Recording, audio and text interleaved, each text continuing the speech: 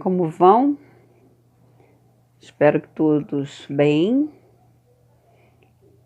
Como a gente diz toda hora, e nunca é demais, fiquem em casa, né?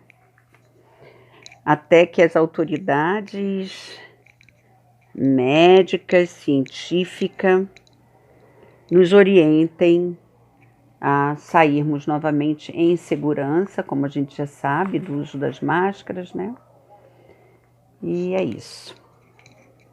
Vamos tentar passar por essa fase aí, lendo, escutando história junto, fazendo nossos afazeres de casa, às vezes tomando conhecimento do que está acontecendo, mas sempre procurando manter a nossa vibração de amor, de compaixão, de bem-querer, tá bom? Vamos nos esforçar, né? Afinal de contas, precisamos fazer isso. Como é que vai ser? Dentro de casa sem poder sair. Tem gente que fala assim, de uma forma ou de outra, não tem jeito. E brincam, né? Nós brasileiros somos muito brincalhões. E são muitos memes que a gente vê por aí, muita gente fazendo TikTok, mandando mensagens, fazendo coisas engraçadas.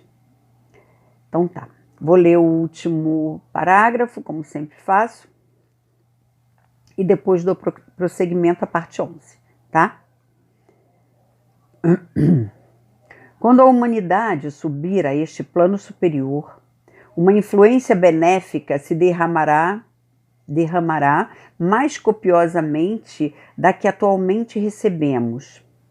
E a miséria, o crime e o vício serão melhor combatidos pela ação sobre as mentes dos homens, purificando-as e enobrecendo-as, elevando-as acima das circunstâncias que hoje as assediam.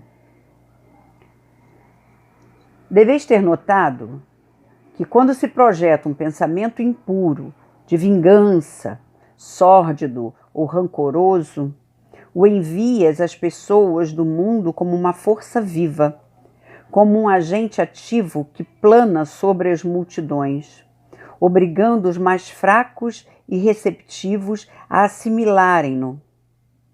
De modo que estes pensamentos de indivíduos que nos parecem respeitáveis vão espalhando os germens do crime entre as pessoas de inferior condição, cujos delitos são quase sempre devidos a pensamentos estranhos, aumentando o mau karma de quem os criou.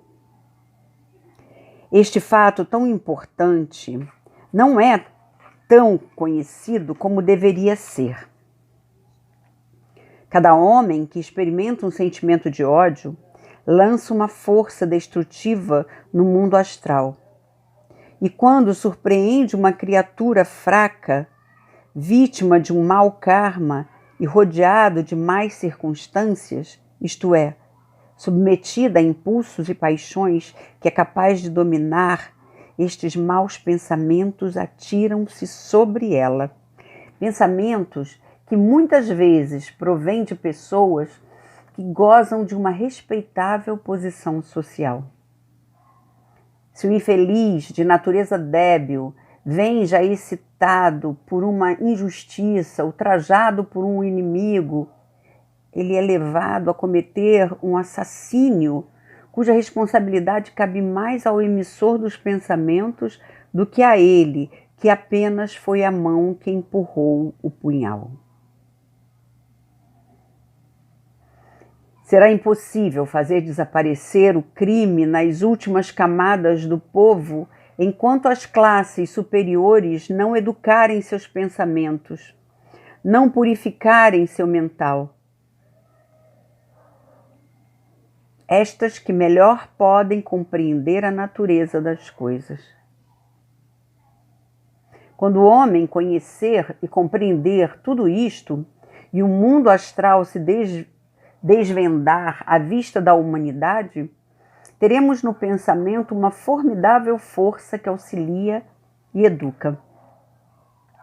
Ninguém, então, poderá negar o poder do pensamento e todos compreenderão sua responsabilidade, exercendo vigilância sobre os pensamentos que emitem, lançando no ambiente influências benéficas e protetoras, em lugar de criarem influências sinistras, entidades maléficas como fazem hoje.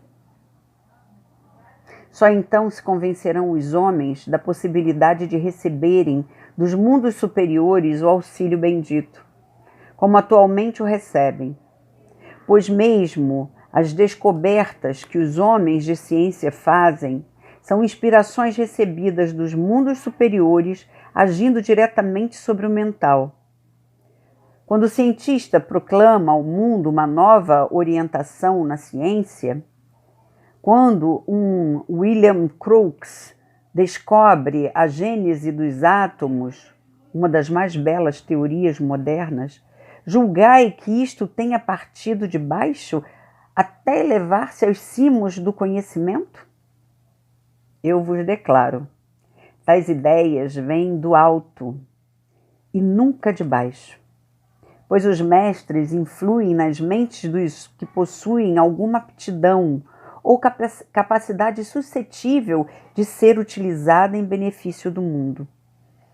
Os pensamentos são formas vivas e ativas que descem do mundo mental para o astral, onde tomam corpo e podem influir sobre certos indivíduos com o fim de apressar o progresso do mundo e facilitar a marcha da humanidade. Esta influência dos mestres sobre as mentes não é tão frequente hoje em dia, porque enquanto o homem não melhorar sua natureza moral, não convém que conheça as forças invisíveis que agem por trás do véu. Empregariam para o mal, servir-se-iam delas sem escrúpulos para fins egoístas, em vez de as utilizar no serviço dos seus semelhantes. Por este motivo, não é divulgado este conhecimento, nem recebe a ciência maior auxílio. Como disse um mestre, a ciência tem de se tornar a serva da humanidade para merecer maior ajuda dos auxiliadores e salvadores da raça humana. Ao aproximar-se o dia que hoje vislumbramos, mais rápido será o progresso do homem.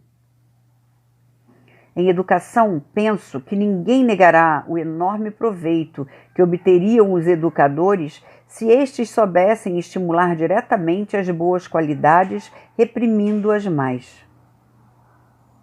Sabemos que envolvendo o indivíduo há uma aura, apenas visível aos adestrados olhos do yogi. Aura que denuncia o desenvolvimento do mental, que revela o caráter e o estado espiritual da alma residente no corpo. Cada indivíduo conduz consigo este registro que mostra o grau de adiantamento em que se encontra, registro que destaca o caráter e os pensamentos a quem possuíra a visão superior, como a visão física percebe os traços fisionômicos, sem penetrar no caráter do homem.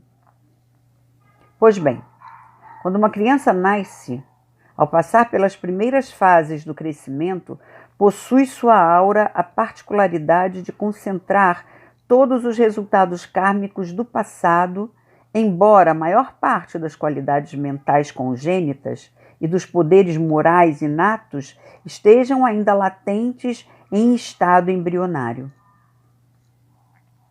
Quem examina a aura da criança a encontrará comparativamente pura, de tons claros e transparentes, e nunca densos, espessos e sujos como nos adultos. Na aura infantil residem os germens das inclinações e tendências, umas boas, outras más, que mais tarde virão à tona da vida. A visão que possa distinguir estas características é capaz de estimular as boas e reprimir as más, rodeando a criança de influências favoráveis. O agricultor, que necessita uma planta sã e robusta, lança a semente em um bom terreno, procurando regá-la e deixando que o sol a inunde com seus raios. Igualmente sucede com a educação da criança. Quando ela nasce, traz em si os germens da cólera, das paixões ardentes, temperamento rebelde, na maioria dos casos.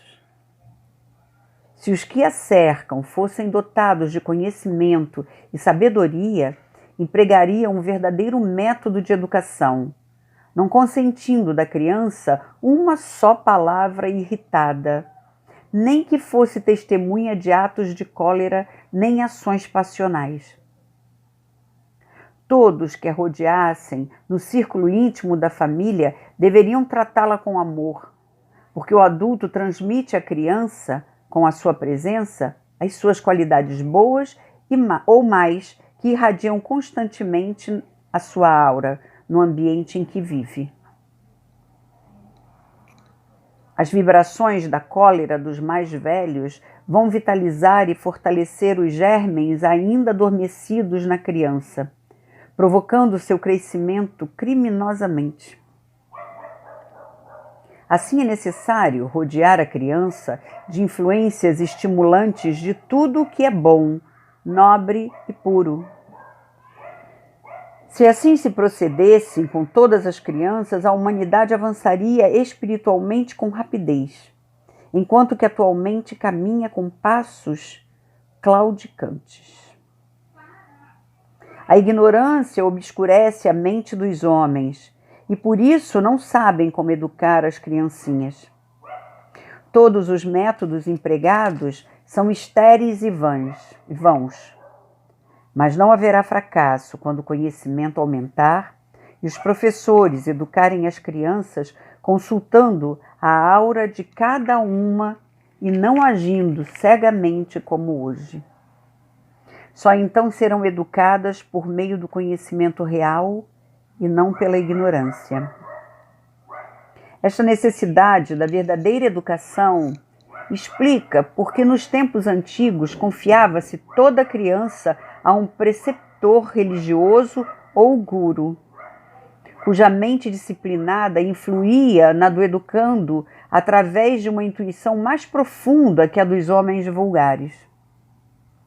O guru era sempre um sábio, um vidente, e a criança entregue aos seus cuidados perdia seus maus instintos graças à educação ministrada pelo mestre.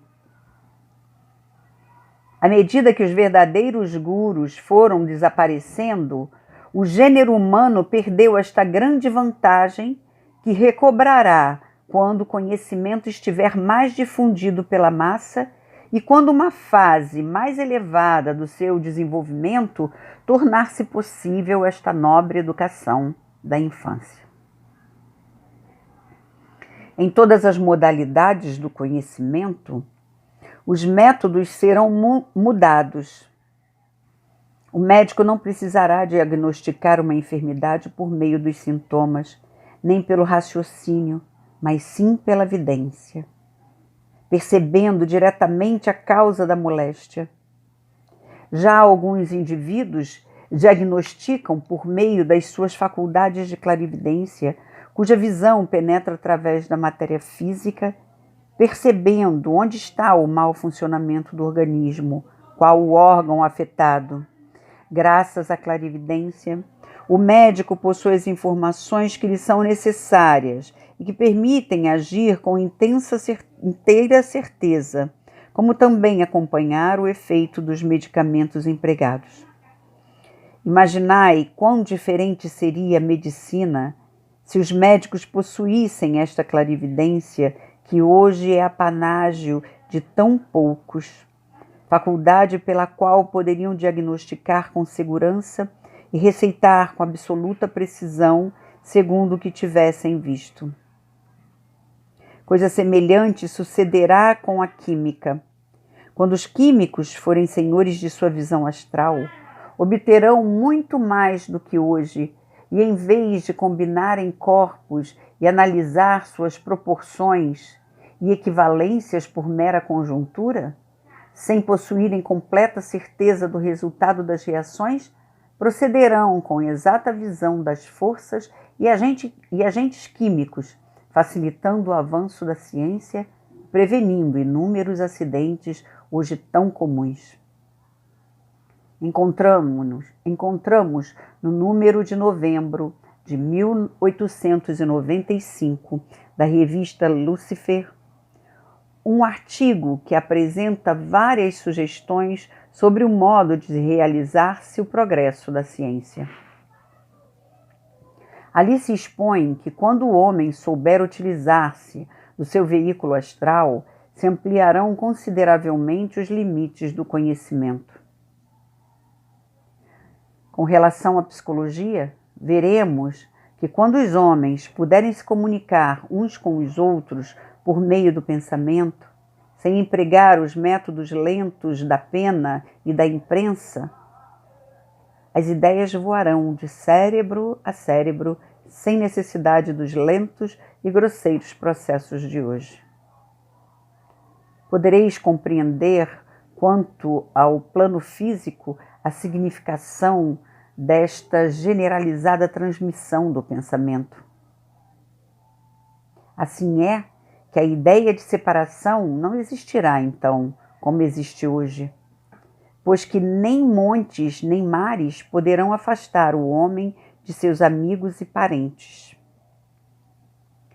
Desde que os homens tenham conseguido conquistar esta nova região da natureza, serão capazes de se comunicarem entre si, de mental para mental, qualquer que seja o lugar em que estejam, porque para o mental as barreiras do tempo e do espaço não existem como existem no mundo físico.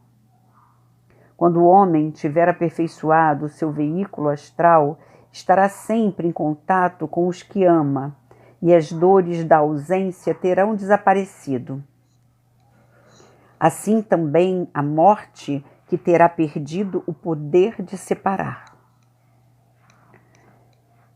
Considerai a vida dos indivíduos e das nações, tais como é hoje em dia, e vereis que a morte e a separação são os dois sentimentos mais tristes e dolorosos que afligem a humanidade. Ambas perderão seu poder de ferir quando o homem houver dado este grande passo para frente. Ambas perderão o poder de separar quando o homem chegar a este nível superior. Tudo quanto hoje apenas pertence aos discípulos e aos chelas, será então repartido pela maioria da humanidade. Oh, muito mais formosa será a vida terrena do homem quando cessarem estas influências que a perturbam. Quanto à filosofia, podemos dizer o mesmo, possuindo ela um conhecimento mais profundo das possibilidades da matéria e das realidades da vida. Igualmente, quanto à história, quando os historiadores tiverem em sua frente os anais akáshicos, os grandes arquivos indeléveis do passado, a história não será mais escrita para satisfazer as paixões de um partido político ou para apoiar certas teorias sobre o desenvolvimento humano ou certas hipóteses nascidas da imaginação dos sábios. Toda a história está registrada na indestrutível memória do Akasha. Aí se encontram seus eternos arquivos. Nenhuma ação da humanidade passada há que lá não esteja gravada para a eternidade. Nenhum fato que não seja visível aos que tenham olhos para ver. Tempo virá em que toda a história será escrita de acordo com os documentos akáshicos, em vez de ser redigida pelos processos cheios de ignorância atualmente em uso. E quando os homens quiserem conhecer o passado, lançarão um golpe de vista sobre estes imperecíveis arquivos, e com eles se servirão para apressar seu desenvolvimento, utilizando a experiência do passado para favorecer uma evolução mais rápida da humanidade. Quanto ao futuro da arte, quando estes novos poderes chegarem às mãos dos homens, só serão capazes de compreendê-la os poucos que deles se valem agora.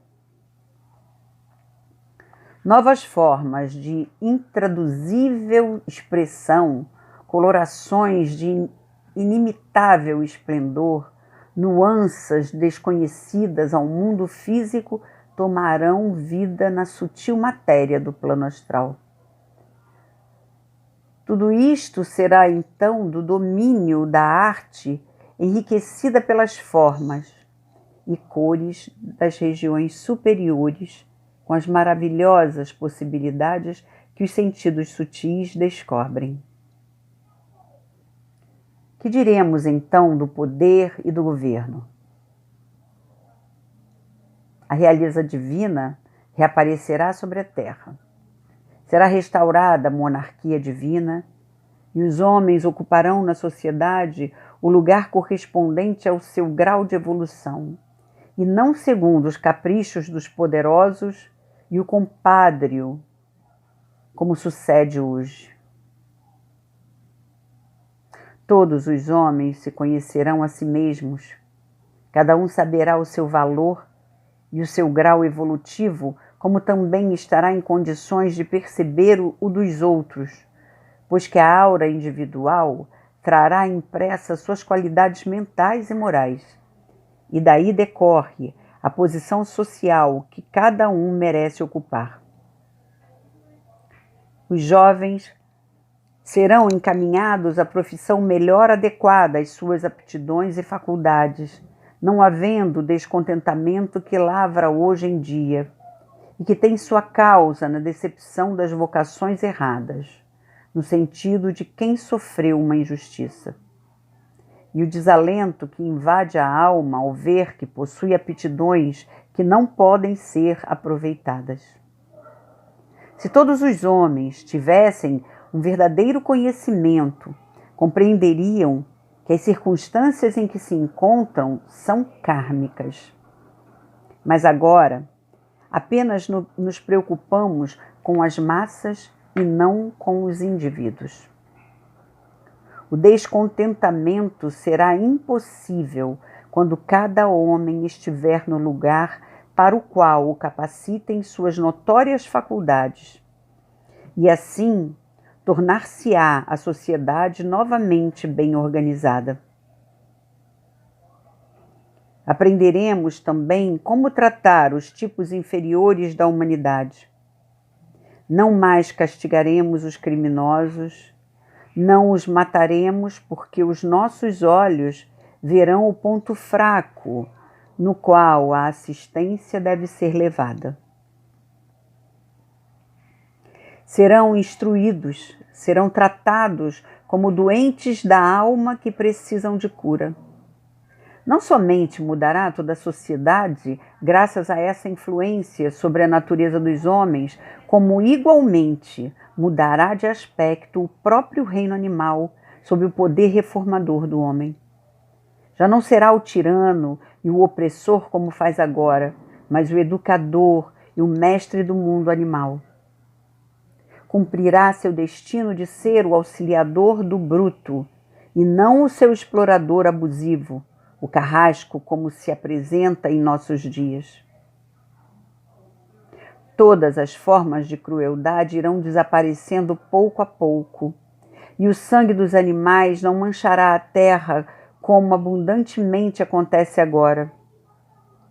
Os animais não mais fugirão com o horror e espanto do homem, olhando-o como inimigo em vez de reconhecê-lo por amigo, porque caminhamos para uma idade de ouro, em que todos os seres viventes sentirão amor sem sombra de ódio.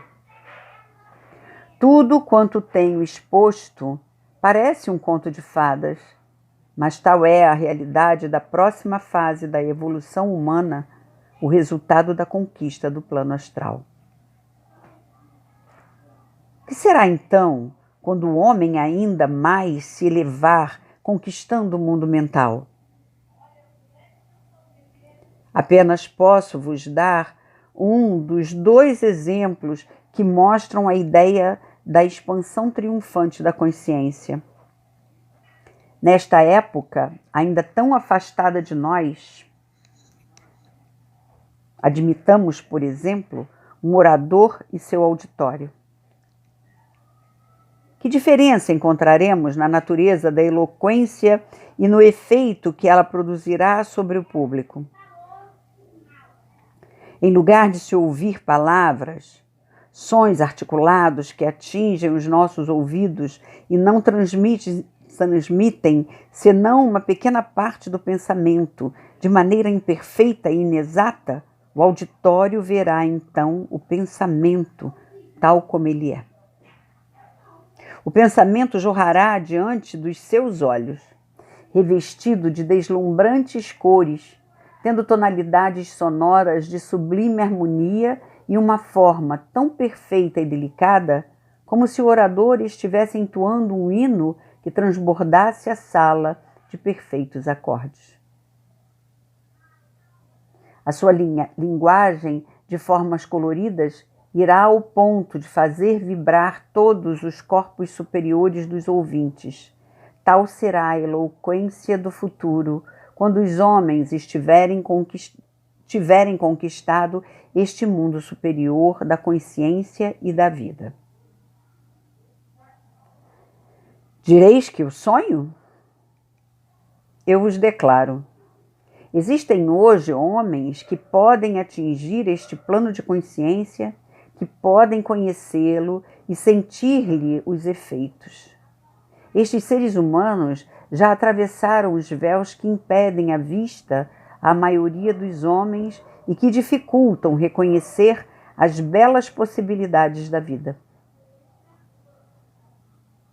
Porque assim como um homem pode ver do alto de uma torre toda a paisagem circundante, perceberá as formas, os sons e as cores de todos os pontos do panorama. Mas se embaixo da torre apenas descobrirá parte da paisagem através de uma janela, assim também no plano mental. Conhecimento lhe chegará em ondas de todos os lados, não por intermédio dos sentidos que conhecemos, mas através de um sentido único que responde a todas as vibrações do exterior. E quando o homem volta aos veículos inferiores, isto produz exatamente o mesmo efeito como se ele descesse a escada da torre. Não mais pode perceber senão o que os olhos, os ouvidos, essas pequenas janelas abertas no muro, lhe permitem conhecer do mundo exterior, porque os sentidos não são senão janelas e nós estamos prisioneiros das muralhas do corpo. Em nos elevando acima deste corpo é que estamos realmente em condições de perceber o mundo que nos rodeia, em toda a sua glória, em toda a sua beleza e com todas as suas maravilhas. O poder da vida será então consideravelmente mais intenso. Os mais vigorosos pensamentos científicos provenientes destas sublimes regiões passarão através do astral e chegarão até nós. As mais potentes influências mentais e poderosas inteligências baixarão até nós, enviadas por quem nelas atua e as dirige. Os discípulos dos mestres, os que já transpuseram o portal da iniciação, estarão lá, plenamente conscientes, trabalhando para auxiliar o homem e elevar o nível moral da humanidade. Os discípulos podem agir no mundo físico, mas o seu mais intenso trabalho será no plano mental. E é lá que eles desenvolvem sua ação com mais eficácia, tornando-se assim mais úteis. E quando a maioria dos homens chegar ao plano mental, quão grande será o número de trabalhadores, quão vasta será a falange dos auxiliares. Não há, atualmente, senão algumas centenas de trabalhadores para ajudar as centenas de milhares de seres humanos. E o trabalho é imperfeito em consequência do seu pequeno número. Mas quando a massa geral da humanidade alcançar o mundo da mente, rapidamente evoluirão, em grau extraordinário, os que ainda galgam os degraus inferiores. O gênero humano desenvolver-se-á com tal rapidez que não podemos fazer hoje uma ideia sequer aproximada. Há, contudo, ainda outro mundo que o homem há de conquistar. É o plano búdico, a esfera turiza, onde domina a unidade, onde a consciência identifica-se com todas as consciências. Mundo que o homem ocupará antes de terminar este Manvantara. Esta sublime região apenas abre suas portas ao discípulo que já atingiu a última fase do seu desenvolvimento. Paramos aqui, continuaremos na próxima leitura e farei também na próxima leitura uma passagem rápida pelas palavras que nós lemos em sânscrito e seus significados, tá bom? Então, até o próximo vídeo. Um abraço.